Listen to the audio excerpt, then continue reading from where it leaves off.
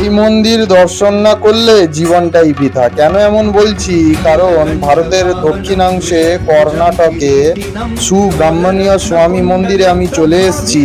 আর বাংলায় যাকে আমরা কার্তিক দেবসেনা কার্তিক বলে থাকি, সেই কার্তিক বাবার এই মন্দির। উনি দুই স্ত্রীকে নিয়ে এখানে অবস্থান করছেন।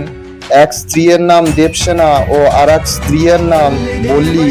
কার্তিক বাবার এখানে জ্ঞান শক্তি ও বাধা দূর করে থাকেন।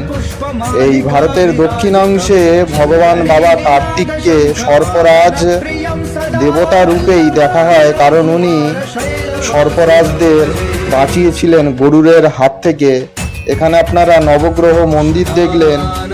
আরও একটি বাবা কার্তিকের দুই স্ত্রীকে নিয়ে মন্দির দেখছেন, এবং এরপরেই আপনারা দর্শন করছেন পঞ্চনাগ সহ বাবা মহাদেব। এখানে শিবলিঙ্গ আপনারা দর্শন করছেন সবাই। এই দর্শন করে আপনারা পুণ্য অর্জন করুন।